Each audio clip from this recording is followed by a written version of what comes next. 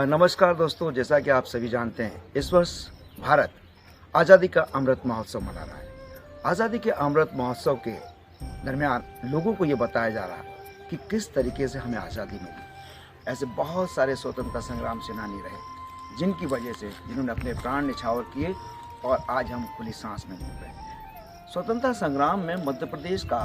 सीहोर जिला अहम भूमिका रखता है। यहाँ अभी बहुत बड़ा संग्राम हुआ, तो आइए चर्चा करते हैं हम सीहोर के एक वरिष्ठ पत्रकार शैलेश तिवारी जी से, जो कि यहाँ के जो संग्राम जो हुआ था, स्वतंत्रता संग्राम, उसमें किस प्रकार की यहाँ की भूमिका रही है, बता रहे हैं सीहोर जिले के वरिष्ठ पत्रकार श्री शैलेश तिवारी जी। तिवारी जी, आप थोड़ा सा यहाँ के बारे में बताएं कि किस तरीके से जो स्वतंत्रता संग्राम की जो हुआ था 1857-1947 में चला, उसमें सीहोर की क्या भूमिका रही है, उसका थोड़ा सा इस छतरी के बारे में बताएं और यहाँ पर जो स्मारक बनी है इसके बारे में बताएं। तो हम बताना चाहेंगे अपने देशवासियों को कि किस तरीके से सीहोर का भी योगदान इसमें रहा। सबसे पहले तो सभी दर्शकों को वंदे मातरम और आज़ादी के अमृत महोत्सव की सभी को बहुत बहुत शुभकामनाएं। ये जो आज़ादी की सांस हमें मिली है, जैसा कि आदरणीय परमार साहब ने बताया कि सीहोर की भूमिका इसमें क्या रही है, तो सीहोर में 1818 में जब अंग्रेज और नवाब भोपाल के बीच एक रायसेन समझौता हुआ, उस रायसेन समझौते के बाद यहाँ पर अंग्रेजी हुकूमत की स्थापना हो गई और अंग्रेजी हुकूमत की स्थापना होने के बाद इस सीहोर शहर में अंग्रेज़ों की छावनी बनी और छावनी बनने के साथ साथ यहाँ पर अंग्रेज़ों के पॉलिटिकल एजेंट निवास करने लगे। जब निवास करने लगे तो वो दौर आया जब देश ने आज़ादी की लड़ाई के लिए पहली बार अंगड़ाई ली। उस अंगड़ाई को हम आज भारत के इतिहास का पहला स्वतंत्रता संग्राम के रूप में जानते हैं। उस आज़ादी की पहली लड़ाई में जब मंगल पांडे ने क्रांति का एक बिगुल फूंका, उस बिगुल की गूंज सीहोर के सैनिकों तक भी पहुंची और सीहोर के सैनिकों ने उस गूंज की जोश में आकर अंग्रेजों के पांव यहां से उखाड़ दिए और अंग्रेजी हुकूमत के खिलाफ एक ऐसी बगावत की कि उन्हें यहां से भागने को मजबूर होना पड़ा। इतिहास ये बताता है कि अंग्रेजी सेना के अधिकारी यहां से जान बचाकर भागे और यहाँ के जो महावीर कोठा और रिशालेदार वली शाह इत्यादि जो सैनिक थे, वो 356 सैनिकों ने अंग्रेजों का यूनियन जैक उतारा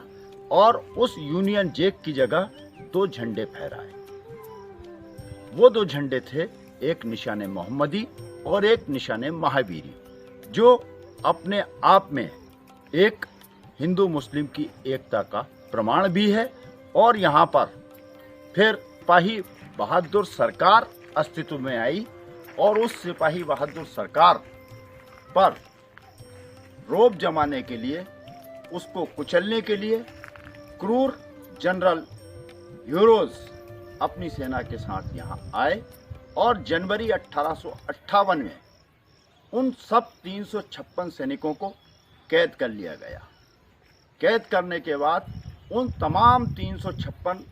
क्रांतिकारियों को किसी को गोली से भुना गया, किसी को तोप के मुंह से बांध कर उड़ाया गया, तो किसी को इन्हीं पेड़ों के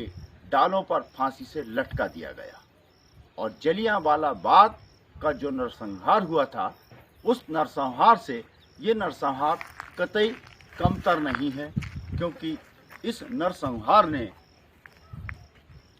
यहाँ पर सिपाही बहादुर सरकार की स्थापना की थी और उन्हीं 356 क्रांतिकारियों को जब यहाँ पर मौत की नींद सुलाया गया अंग्रेज जनरल यूरोज द्वारा, उसके बाद से अभी तक यहाँ 14 जनवरी 1858 के बाद और देश आज़ाद होने के बाद यहाँ तमाम नागरिक, प्रबुद्ध नागरिक, गणमान्य नागरिक, जनप्रतिनिधि एकत्रित होते हैं और 14 जनवरी को प्रतिवर्ष इन शहीदों को श्रद्धांजलि भी देते हैं। और ये इसलिए और मील का पत्थर साबित होती है ये लड़ाई, क्योंकि पूरे भारत में अंग्रेज़ों के खिलाफ एक विद्रोह हुआ, लेकिन उस विद्रोह में कहीं भी अंग्रेजी हुकूमत को अपदस्थ करके भारतीय हुकूमत की स्थापना नहीं हो पाई थी। सीहोर एकमात्र वो जगह है जहाँ पर 6 महीने तक सिपाही बहादुर सरकार ने अपनी हुकूमत चलाई। वंदे मातरम। देखा दोस्तों किस तरीके से सीहोर का स्वतंत्रता संग्राम में भूमिका रही है।